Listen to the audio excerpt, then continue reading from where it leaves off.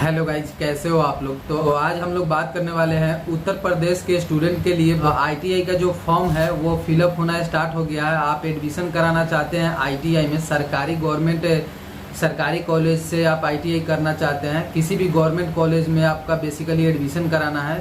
सो आप इसे अप्लाई कर सकते हैं और उसके बाद में है कि आप अपने अकॉर्डिंग जिस भी ज़िले में आप कॉलेज चूज़ करना चाहते हैं उस ज़िले में आप अपना कॉलेज चूज कर सकते हैं।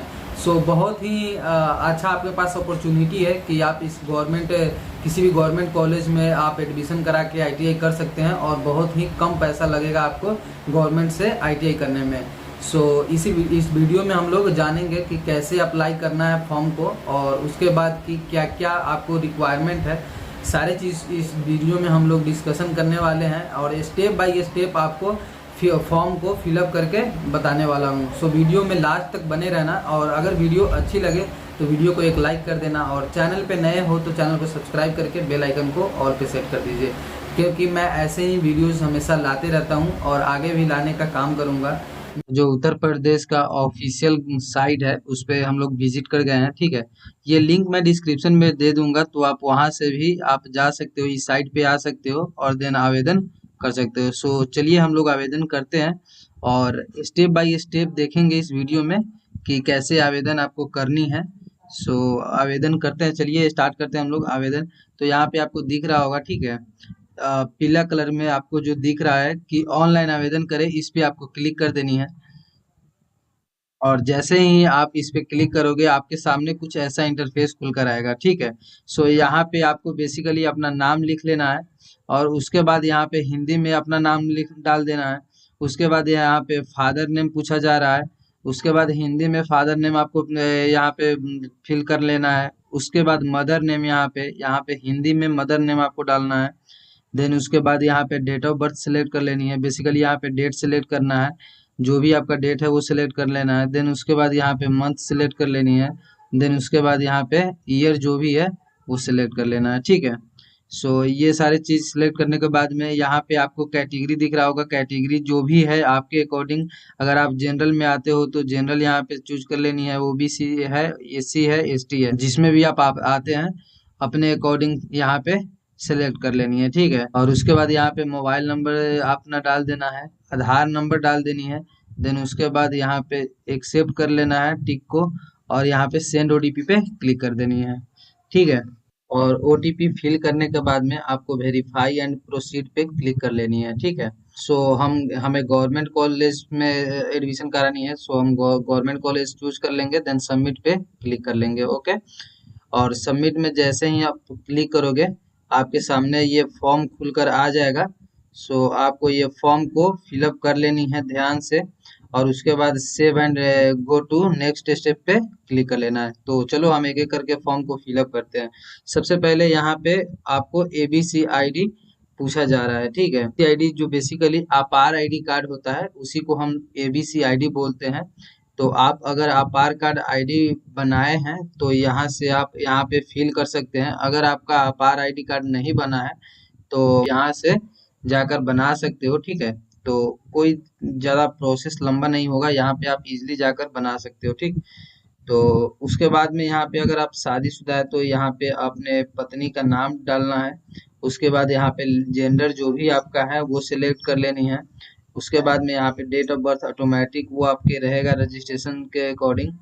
और उसके बाद में यहाँ पे सब कैटेगरी में जो भी आप आते हैं तो सब कैटेगरी चूज कर लेना है। जैसे कि फिजिकल हैंडीकैप है अगर आप, तो ये सेलेक्ट कर लेनी है। या सैनिक सैनिक के पुत्र या पुत्री हैं तो आपको ये सिलेक्ट कर लेना है। या स्वतंत्रता सेनानी के विवाहित अथवा अविवाहित पौत्र या पोती है तो आप इसे सिलेक्ट कर सकते हैं, ठीक है। अगर इसमें से कोई नहीं है तो आपको छोड़ देना है इसे, ये कंपलसरी नहीं है। देन उसके बाद यहाँ पे अगर विकलांग है तो यहाँ पे आपको सिलेक्ट करनी है विकलांगता, ठीक है, अपने अकॉर्डिंग सिलेक्ट कर लेना है। उसके बाद माइनॉरिटी यहाँ पे पूछा जा रहा है।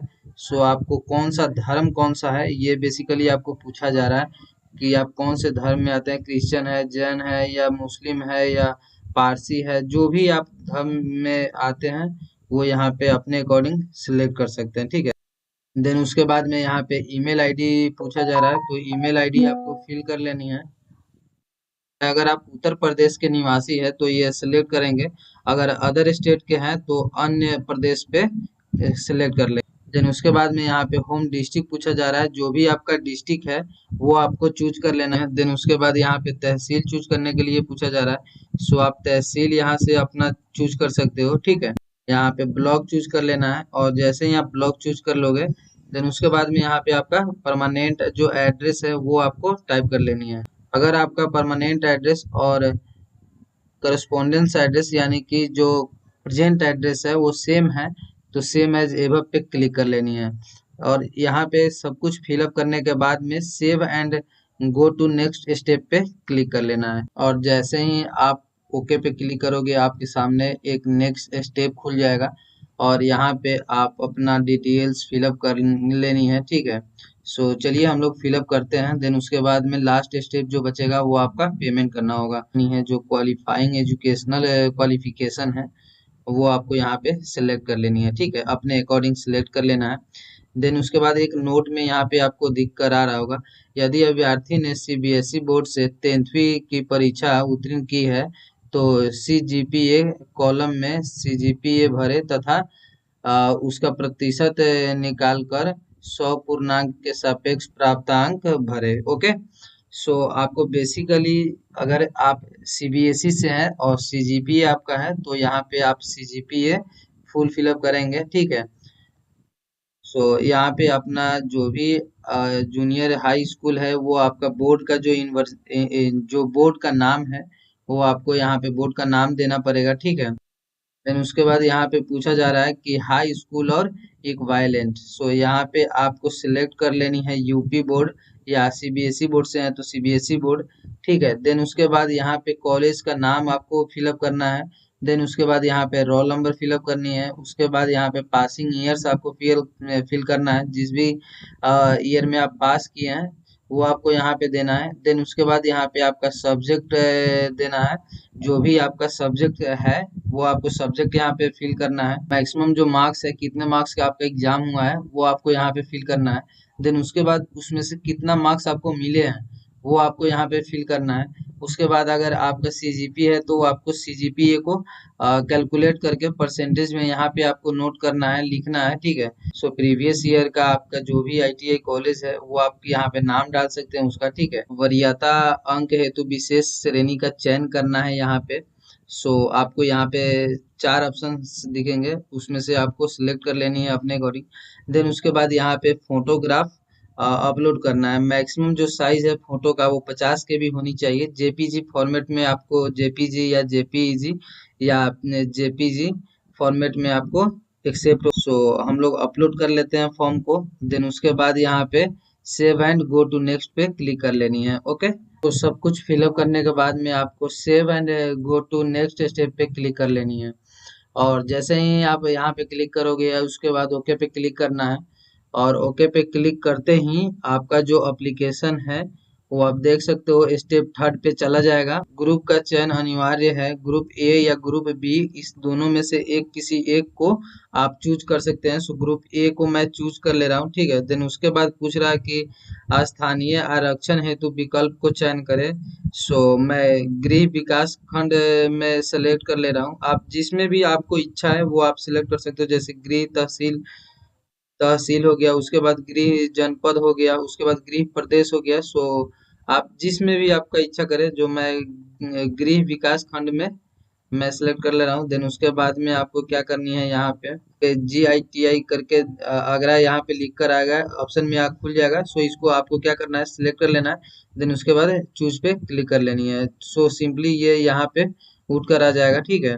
अगर हटाने का अगर इच्छा है तो आप इसको हटा भी सकते हैं। सो ऑटोमेटिक ये ITI जो कॉलेज है वो आपको यहाँ पे दिख जाएगा। देन उसके बाद यहाँ पे चूज कर लेनी है और उसे सिलेक्ट कर लेना है।